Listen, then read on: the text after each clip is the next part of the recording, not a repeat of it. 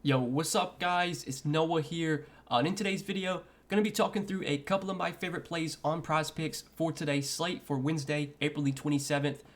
Just a two-game slate tonight, so there's not a ton of options on the board. As teams start to get eliminated from the playoffs, as series start to end, we're just going to get fewer and fewer games each day. We've had about 3 to 4 games each day so far through the playoffs. Only 2 today. We might see just as more teams start to get eliminated. Both these games tonight are closeout games or could be. If Milwaukee wins, they win the series. If Golden State wins, they win the series. So we might have fewer games each day, but we got 2 today, and I was able to find 3 props that I did like for these 2 games. So we will talk through the 3 props that I do like for today. Before we get started with the breakdown of today's plays, as always, we will recap yesterday's plays. And once again, man, it was a frustrating day on Tuesday. We went 1-2 on the 3 plays we gave out Tuesday. But my God, man, we should have had another sweep. It's just we get so fucking unlucky, or at least I do. I don't know why, but no matter who I fucking bet on, over, under doesn't matter.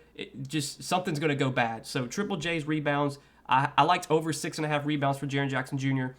As you would expect, every freaking time I bet on this dude, he gets in foul trouble, and he fouled out in 17 minutes. 17 minutes. He played 17 minutes and picked up 6 fouls in 17 minutes. Had 5 rebounds. He rebounded the ball well. Had 5 rebounds. Had a bunch of offensive boards. He was crashing the glass like I expected him to. His rebounding numbers are great when Steven Adams is off the floor. And the dude just can never stay out of foul trouble. So Jaren Jackson Jr. came up short with 5 rebounds. But he played 17 minutes because he fouled out. God, man, it's so frustrating. So frustrating. I know the risk that comes with betting overs for Jaren Jackson Jr. because obviously there's foul trouble risk every time he steps on the floor. But the lines are almost predicting him to play limited minutes, and he keeps playing limited minutes because he keeps getting foul trouble. One of these games, Jaren Jackson Jr. is going to play 34 minutes, and he's going to crush all of his props. I don't know when that game's going to come. It's probably going to be the day that I don't bet on him. But that was just so unlucky, man. Jaren Jackson Jr. fouls out in 17 minutes, so his rebounding prop doesn't hit. And then CJ McCollum, my God, man. We needed 24 points from CJ McCollum, and he finished with 21. The dude literally shot 2 for 12 in the second half. I was watching the game and I was sweating it out. He had 12 points at halftime, so he was about halfway there. He shoots 2 for 12 in the second half, shoots 7 for 22 from the field for the game, 1 for 8 from 3. It's just I don't get it, man. No matter who I bet on, if I bet a player's over in points prop, they literally forget how to shoot. It happens every single time. I just don't understand. McCollum played 40 minutes, had massive volume, and 7 for 22. He shoots 30% from the field, 12% from 3, and finishes 3 points short of his points prop. One of these games, it might be next game, it might be, if there's a game 7, maybe that'll be the game. One of these games, CJ McCollum's going to actually shoot the ball well, and he's going to score 35 points, because the volume has been there every single game. He keeps shooting poorly from the field every single game. You would have to think at some point there's going to be some positive regression coming because obviously CJ McCollum has historically been a great shooter and a very efficient shooter. And in the series, he's just shooting 30% from the field every single game on really good volume. So it was just unfortunate, man. CJ McCollum finishes 3 points short while shooting 30% from the field on 22 shot attempts. Jaren Jackson Jr. fouls out in 17 minutes. Cat did go over his points prop once again, so Cat came through for us. He got into foul trouble too, but luckily that didn't limit him too much. He was still able to score 28 points and go over his 23.5 points prop. But yeah, man, just a super unfortunate day Tuesday. God, it's just been so frustrating lately these last few days. Guys are in foul trouble every night. There's blowouts. It's been so annoying. Guys just can't shoot the ball well. I don't understand, man. It's been frustrating, but we got 3 props for today that I do like. I will say that the 2 games today, there's blowout risk in both these games. Right now, Milwaukee, they're massive favorites at home. They're favored by 12.5. Golden State's big favorites at home. They're favored about 8.5. So just keep that in mind when you're making your selections for today. Some of these games both these games, I should say, do carry blowout risk. But let's talk through the 3 plays I like for today. Just before we do get started, make sure you guys hit that like button down below. If you've been enjoying these videos, I know we haven't been doing great on our picks lately, but if these videos have still been helping you out, make sure you hit that like button, hit that subscribe button as well if you are new here. Also, if you have not signed up for Prizepicks yet, you can use my promo code when you do sign up. Promo code NOAH. They will match your first deposit up to $100 when you do sign up with my promo code. But yeah, the 3 plays I like for today. First off, we're going to start off with 2 points props I like, and then we'll talk about an assist prop that I like as well. So in the points prop category, we got to talk about these Bulls guys. So right now, it seems like Zach LaVine and Alex Caruso are both going to be out for this game. Zach LaVine is in health and safety protocols. It was reported that he was unlikely to play, and then we got an update that he was questionable to play. So LaVine hasn't officially been ruled out yet for this game, but he's kind of trending towards doubtful, given that he got put in health and safety protocols literally on Tuesday, and this game's on Wednesday. So not expecting LaVine to play. And then Alex Caruso is in the concussion protocol. He doesn't seem like he's going to play either. He's kind of trending more towards doubtful. He didn't even travel with the team. He could, maybe travel by himself, take a private jet and go to the game himself. He could get there, but the fact that Caruso didn't travel with the team kind of makes it seem like he's kind of trending towards doubtful. And I think the lines are, the lines that the books have put out are expecting Caruso and LaVine to both be out. And I think that's why Milwaukee is such heavy favorites here. So without Zach LaVine, without Alex Caruso, that obviously opens up, plenty of minutes, obviously opens up some usage as well. There's blowout risk in this game, and I kind of understand that, but man, 27.5 points for DeMar DeRozan, I really like this over. I think the usage for DeRozan is going to be massive in this game. Obviously, this is potentially an elimination game for the Bulls. If they lose this game, their season's over. You would have to think they're going to try and do everything they can to win this game. I mean, I think the Bulls know at this point they're probably going to lose this series, but maybe they pull out an upset here, get to go back home for Game 6. Maybe they can win their game at home. You never know. In the playoffs, starters normally get pushed a little bit more than normal, even if it is kind of a trending towards a blowout. So, if it's a 20-point game, 25-point game heading into the fourth quarter, DeRozan might still play in the fourth quarter. So, I could still see him hitting this over, even if this game does get ugly and maybe it is a blowout, just because I think the usage is going to be massive. We obviously know DeRozan's going to play big minutes. He's played big minutes in every game in this series, especially in the close games. Game 1 was a close game. He played 43 minutes. Game 2 was a close game. He played 44 minutes. Game 3 was a massive blowout. He didn't play at all in the fourth quarter, but still played 32 minutes even through 3 quarters. And then Game 4, last game, kind of was a blowout as well, but he played most of the fourth quarter, played 41 minutes. So he's played at least 40 minutes in every one of these games except for one, which was a massive blowout. Again, there's blowout risk today. Would I be surprised if Milwaukee won by 30? I wouldn't be surprised, but I think DeRozan's going to play at minimum 30, 32 minutes, and I think if the game's close, he could play 42, 44 minutes. And if you take a look at the usage this season, without Zach LaVine, who again is kind of trending towards doubtful, not expected to play, Lonzo Ball, who's obviously done for the season, he's out, and then Caruso, who's kind of trending towards not playing. You take all three of those guys off the floor. DeRozan's played 723 minutes with all three of those guys off the floor. This is during the regular season. 38% usage rate, which leads the team, and he's averaging over 31 points per 36. So I'm liking this over quite a bit. I know Milwaukee's defense has done a pretty good job at slowing down DeRozan. He's only hit this prop in 1 out of the 4 games in the series, but the volume's been great.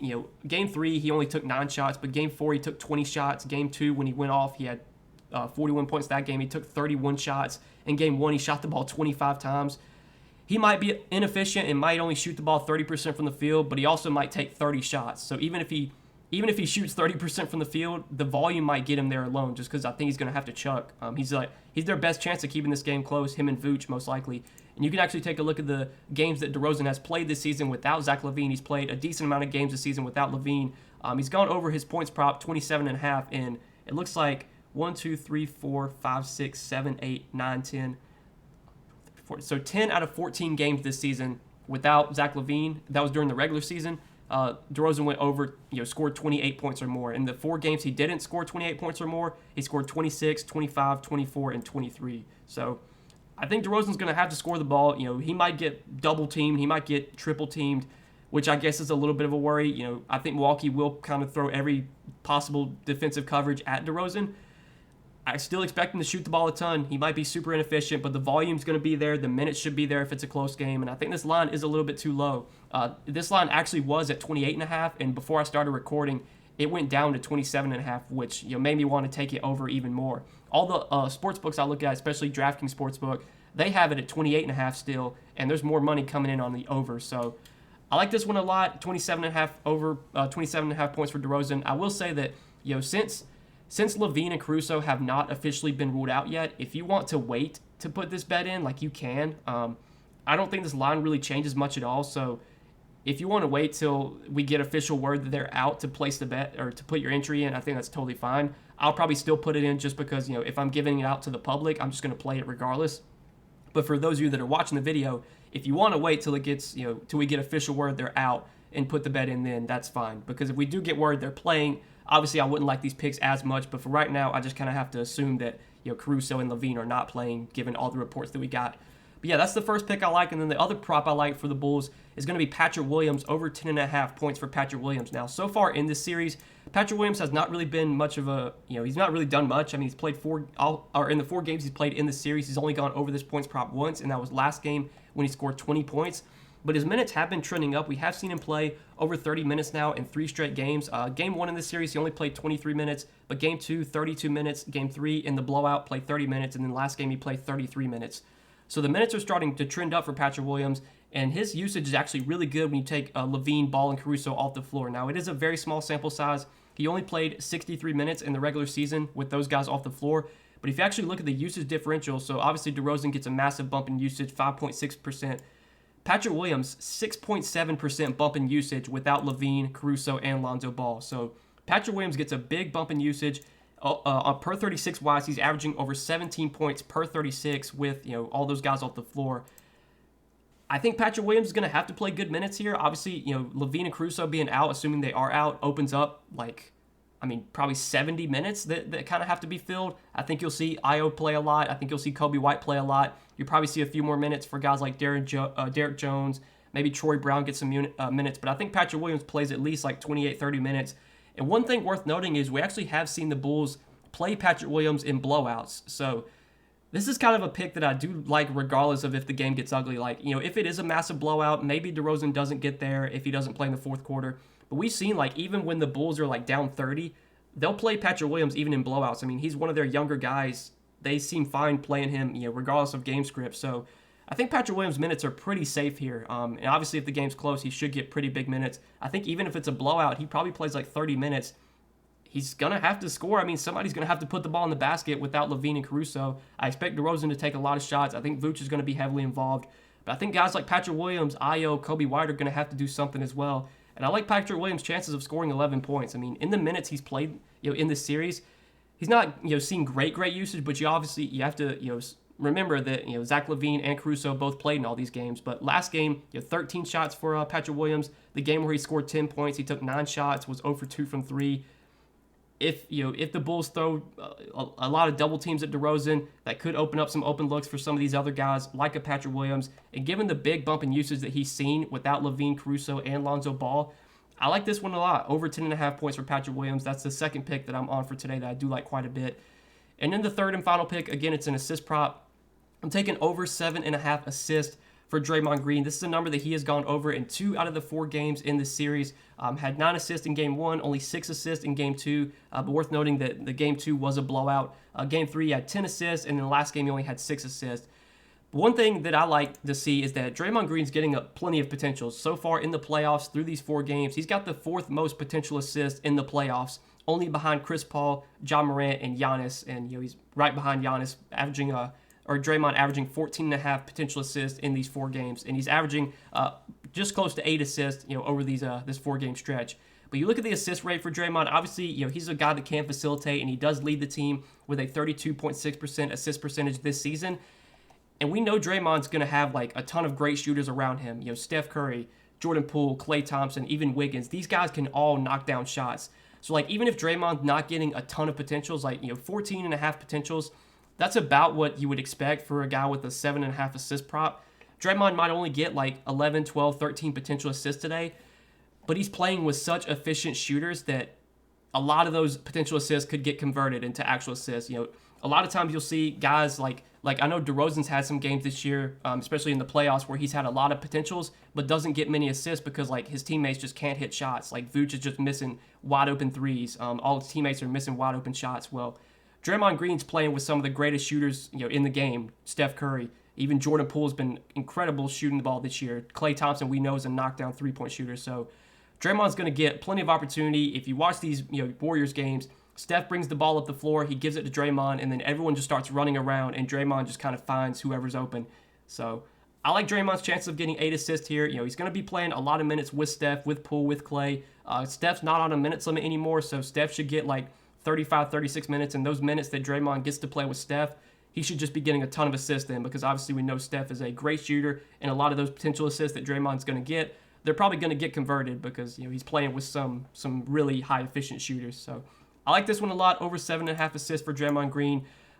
These are my 3 plays for today. Again, guys, if you want to wait to put in these Bulls picks, I think it's fine because it's not official yet that Caruso and LaVine are out. But for now, I am expecting them to be out. I think the books are expecting them to be out, given there's no props up for LaVine or Caruso. So yeah, this is what I'm liking for today, guys. Over 27.5 points for DeMar DeRozan, over 10.5 points for Patrick Williams, and then over 7.5 assists for Draymond Green. Again, hope you guys enjoyed this video. Hopefully we can get a clean sweep tonight. No foul trouble. Hopefully our guys can actually shoot the ball well tonight. Maybe these games stay close. I mean, if these games do blow out, I'm not going to be mad because I think both these games do carry blowout risk, and the spreads would indicate that. But I'm just hoping we get close games tonight. I just want to see some good basketball. So yeah, I think if we do get some close games tonight, could see a lot of these guys hitting their props, and especially the 3 that I gave out in this video, I do like a lot. Maybe could even see these hitting, even if these games do turn into blowouts. But that's what I've got for today, guys. Wish you the best of luck on this slate. I hope you guys enjoyed this video, and as always, I appreciate you watching. I guess real quick, we can rank the plays. So if I had to rank these plays, I would say that probably DeRozan would be my favorite, then Patrick Williams, then Draymond. So probably in the order that they're in. Obviously, this is assuming LaVine and Caruso out. Now, if LaVine and Caruso play, then it's probably Draymond's going to be my #1 pick, then probably DeRozan, then Patrick Williams. If LaVine and Caruso play, but if they're out, I like them in the order they are. DeRozan first, then Williams, then Green. Obviously, if you're doing 2 picks, a 2-pick entry, you can't play 2 guys on the same team, so you would have to do a 2-pick with DeRozan and Green, and then a 2-pick with Williams and Green.